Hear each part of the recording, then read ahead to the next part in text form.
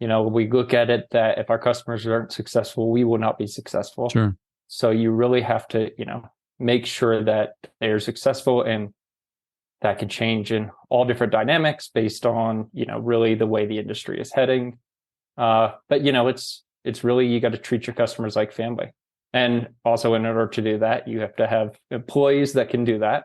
And so, our employees are extremely important to the company and really making us successful as well. Hello, and welcome to the Elevator Careers Podcast, sponsored by the Allred Group. I am your host, Matt Allred. In this podcast, we talk to the people whose lives and careers are dedicated to the vertical transportation industry to inform and share lessons learned, building upon the foundation of those who have gone before to inspire the next generation of elevator careers.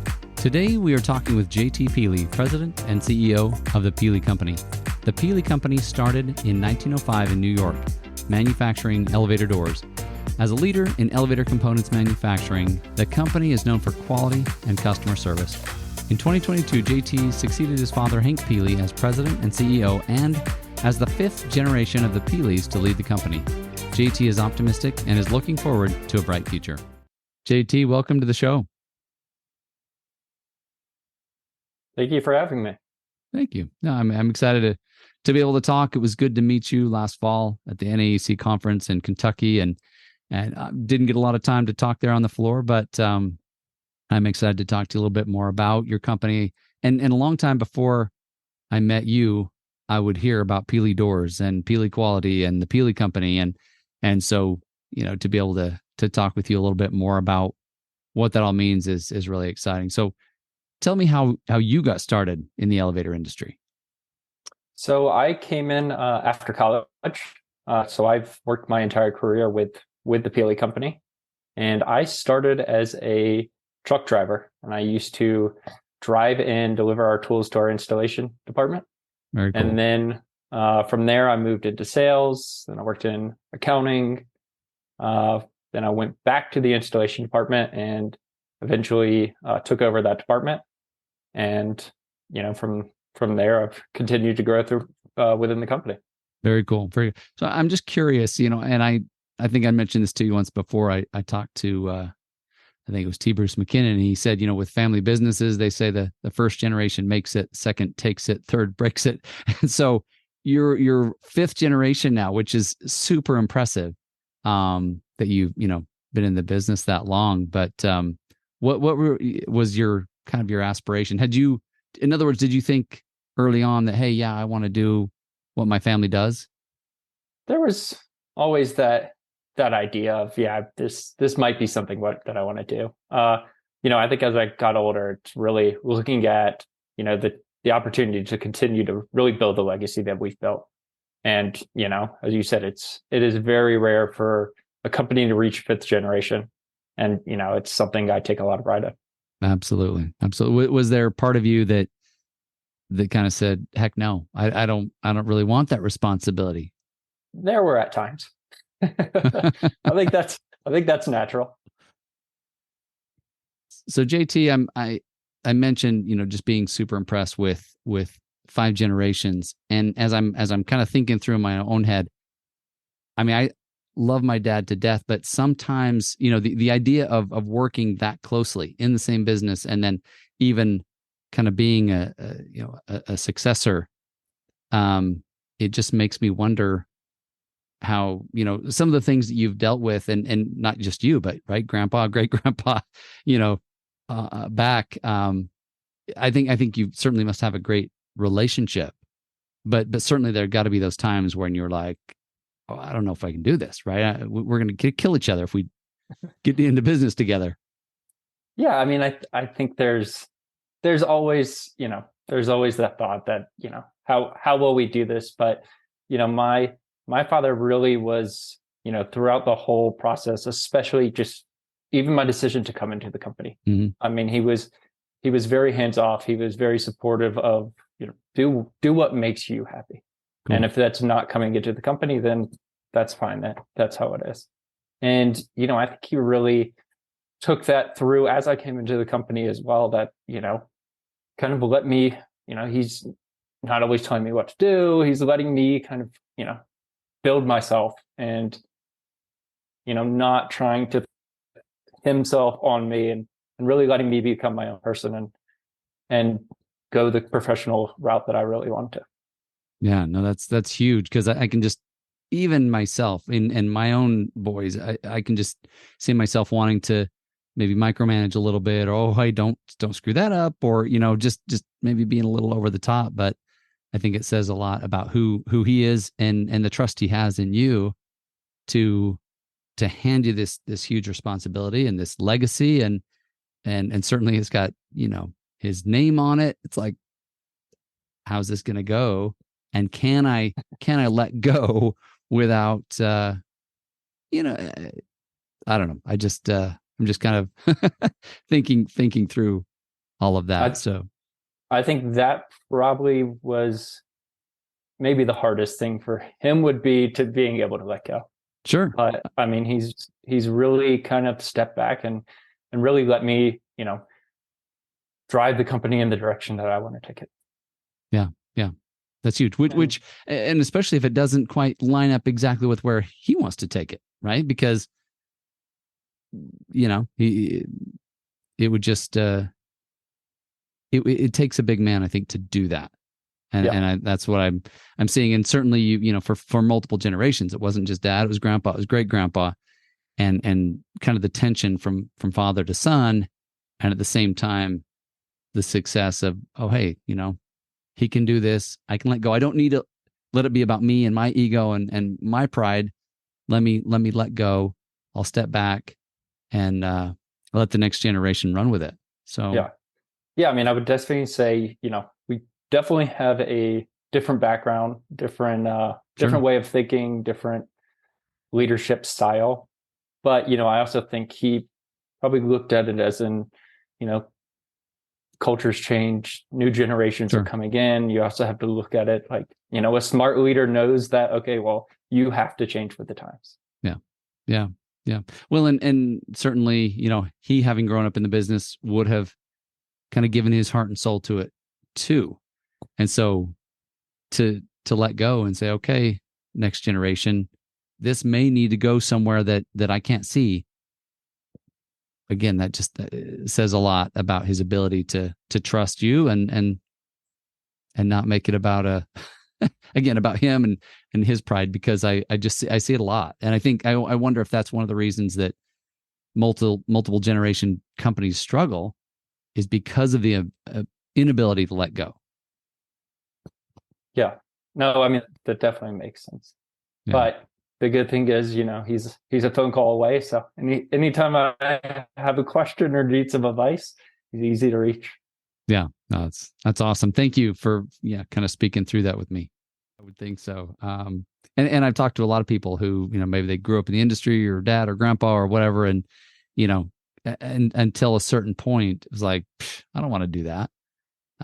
But then something happens. Was there a moment or a point where it just kind of clicked and you were like, this is where I see myself?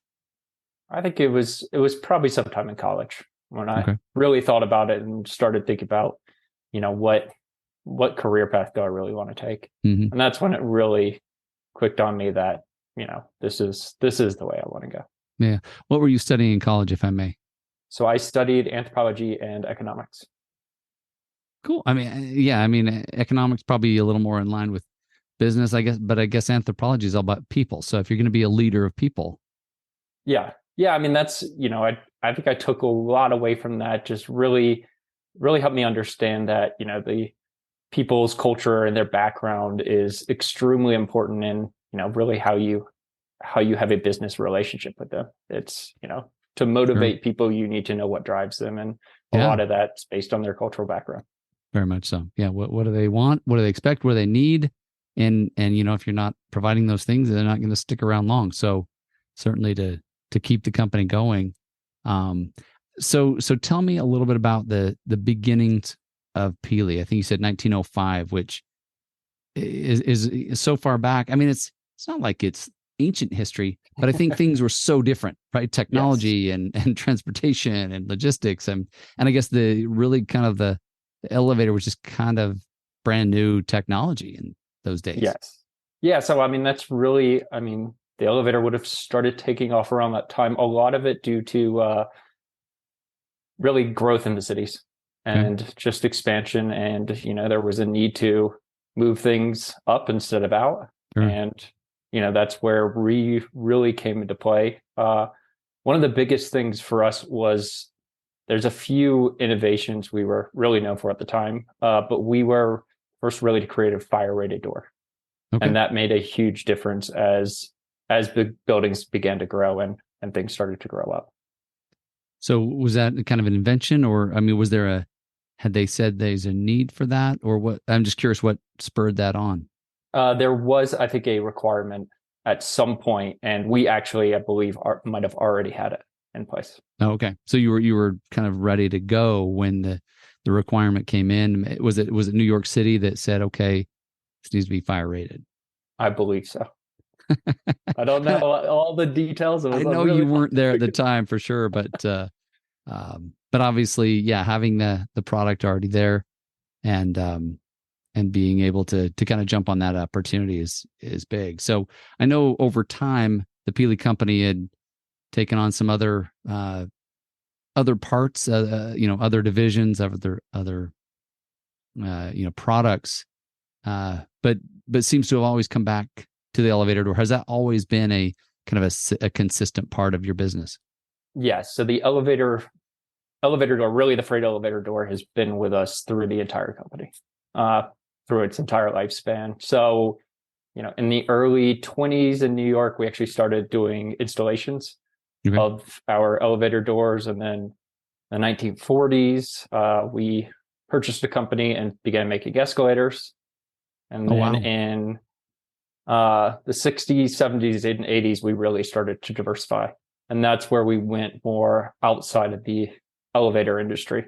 And that's where we made, all kinds of glass doors, aircraft hangar doors. We did make cart lifts. So back, some things that still relate to the elevator industry. We made residence elevators at one point. And then really in the 1990s is when we really refocused.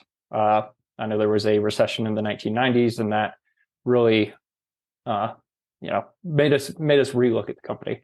And that's when we really shut down all the other manufacturing facilities and kept the Canadian one. And we went back to just making freight elevator doors. So the Canadian one is where you make the elevator doors. Then is that how long have you had that presence in Canada? So actually, we Peelle Limited, so our Canadian corporation. It was created in 1926, but that was actually created, and then we licensed out our manufacturing of the elevator doors to Otis in Canada. Really? Yep. And then in the 1960s, we built a new factory in Canada. And that's really where everything started growing from there within Canada. So licensing it out, but then really kind of pulling it back in and saying, okay, we're going to do this in-house, in other words. Yeah, well, the licensing agreement ran out. Okay. And then we started competing against each other. Gotcha. Well, and I'm sure there's, definitely competition in that space. Tell me a little bit about installing the doors, because you told me you're still doing that, especially in New York City, which I think is quite unique among manufacturers of elevator components. I don't know of very many others that actually go out and install their own stuff after they manufacture it. But tell me a little bit more about how that came about, and it sounds like it's still a core part of your business. Yep. Yeah. So originally it would have come about because we used to sell to the building directly. Okay. So that changed probably in the 30s or 40s, maybe. Okay. Probably 30s, closer to the 30s. So, I mean, that was really, that was part of it, that somebody had to install our product. And since we were selling it directly to the building, that's really, the only way to. So I'm trying to understand this. So the building would have been the one sourcing the product. So, okay, Otis, bring us a box, and okay, bring us whatever components you will, and then we've got to kind of source our other stuff. We're going to buy the door. I don't know if we have to buy our own ropes or shifts or, how we have to put this all together, but that's kind of fascinating, just given where we've come as an industry. Yep. Yeah. And then, as that changed, I think people were just so used to having us install our own equipment that it just made sense for them to really continue to use us. I mean, we had the expertise, we are the manufacturer. Sure. So, it would have made sense for them. I think it's great. And I think it speaks a lot to your company of the fact that other contractors would say, hey, Peelle, we want your door and we want you to put it in. I'm just envisioning in my own head, a little bit of a, maybe even a power struggle of hey, if we're going to do this, we want to do the door, but to invite in another company other than the contractor that's doing the rest of the work, I think that says a lot. Yeah. Yeah. I mean, it definitely speaks to, our product definitely. And yeah, I mean, our ability to, really provide a complete service from the beginning to the end of the elevator door. Yeah. I think it definitely speaks to the product, to your company overall, the respect they have for you, the fact that they know you're going to deliver on time and a product that, they can stand behind and you'll stand behind. And, what would you say are some of your, I mean, we're talking a little bit about the product, the quality of the product, but, what are kind of your, I don't know, just your core of your strategy as a company? Quality product being one. Yeah. So, I mean, it's, the company was built around, really providing a robust and quality product. But, what really, I think, makes us Peelle, makes us who we are, is really our customer service. So, we look at it that if our customers aren't successful, we will not be successful. Sure. So you really have to, make sure that they're successful, and that can change in all different dynamics based on, really the way the industry is heading. But, it's really, you got to treat your customers like family. And also, in order to do that, you have to have employees that can do that. And so, our employees are extremely important to the company and really making us successful as well. Absolutely. I mean, I have a quick example. So actually, when I was in New York, there was one of our customers, their elevator controller, they were about to do an inspection and their controller wasn't working. We could not send it to them, get it to them the next day. So I actually got on a flight, flew out that morning, picked up the part. Somebody met me at the airport from the factory, turned around, got back on a plane, and literally actually delivered it to them that same day. That's awesome. So yeah, well, I mean, you kind of prove the customer service aspect that, hey, this is going to work and we are going to get it to you. And even if we have to, go to, great lengths to make it happen. And obviously that's going to speak to them over and over and over as they think about, oh, who should we do business with when it comes to these doors? Yep. Yeah. Yeah. And I mean, there's just, there's so many people that have been in the industry for so long as well. It's so important that, you're going to work with these people for potentially the rest of your career. So, obviously first impressions matter, but, it's important to keep on servicing them and really continuing to help them. Absolutely. No. And it's interesting to hear you say that, because so many of the people I know in the industry stay in the industry. They don't want to leave. They, you kind of find their home. What do you think it is that keeps elevator professionals in the space? And, there's, to me, it's kind of something magical, and I'm always trying to find out what it is. I mean, I think it's really the relationships that people build. And it's just, it's such a close-knit community that, it just seems like when people come in, it's like, okay, well, why would I ever leave? Like, all my friends are here, so I'm actually working with my friends. And I think that's true. And I've heard that from others that, I was talking to one gentleman who'd been at it. He was in his 70s, right? Been at it 50 something years, and all my friends are here.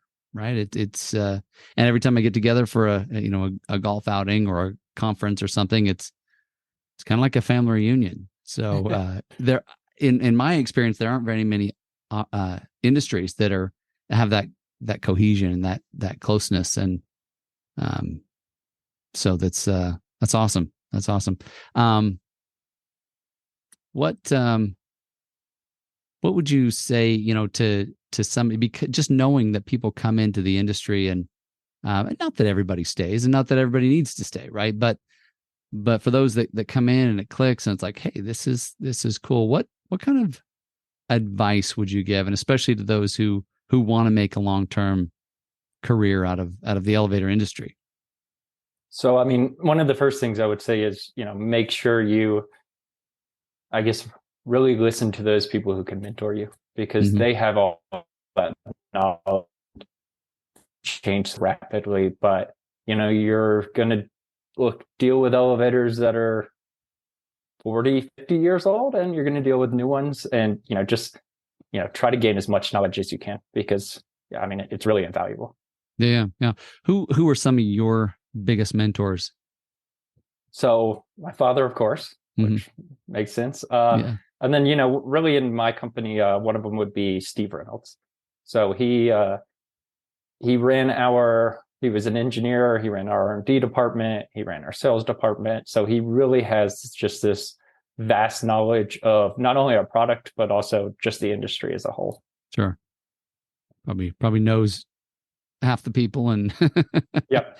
The other half are just a phone call away. So that's awesome. That's to your point about relationships, and I think that's part of what really informs the customer service is we're gonna be working with these people over and over and over, and so we're gonna do right every single time, because why sacrifice this one? It probably doesn't even cross your mind, right? But I think there are companies certainly out there that hey, we'll just let this one slip. Well, if you want the business next week and the next week, you're going to be there and you're going to do the right thing, and they expect it, and they're going to keep coming back. Yep. Yeah, and people remember when you do something wrong. Oh, absolutely. Absolutely. No, and honestly, to build a legacy that's almost 120 years old now, I think speaks a lot to, just integrity, the family that, has been standing behind the products and your service and how you show up. So to me, it speaks a lot to just the industry. I mean, I know a lot of other companies, certainly not as old, but hey, we want to do the right thing by our customer and everybody else, and it goes a long way. What I'm just curious, you don't have to share if you don't want, but any challenging lessons, any hard lessons you've learned along the way as you kind of stepped into this world? That's a good question. There's been a lot, but I think one of the things I always think about is, never overpromise. I mean, in the end, if it's construction, especially with the installation side, things go wrong. You have to always know, in the back of your mind that there's a possibility that something can go wrong. So, right. Never overpromise. That's beautiful. Yeah, I used to have an old boss that used to say, underpromise and overdeliver. Exactly. Every single time, right? You'll be successful. So I love that. As we kind of wrap up, getting close to our time here, but what words of wisdom would you maybe share, with the industry, or just kind of what would you like to share with our listeners? Yeah. So, I mean, really it goes back to, really just the idea of what I see Peelle as is, a customer first business. And, as the next generation comes into the industry, I mean, it's important for us to really teach them and mentor them in whatever aspect we can. And, we always have to think about the end user and, how can we really, provide the best product and maybe even provide a service that they don't even know at this point that they need. Perfect. That's beautiful. Really, really going above and beyond, right? Going beyond the expectations. That's perfect. Thank you so much, JT, for being here. It's been great talking with you. Anything else you want to share before we close? No, I think we're good. It's been All right. great talking with you, Matt. Thank you. Have a great day. Okay, thank you. Yeah. Thank you for listening to the Elevator Careers podcast, sponsored by the Allred Group, a leader in elevator industry recruiting. You can check us out online at elevatorcareers.net. Please subscribe, and until next time, stay safe.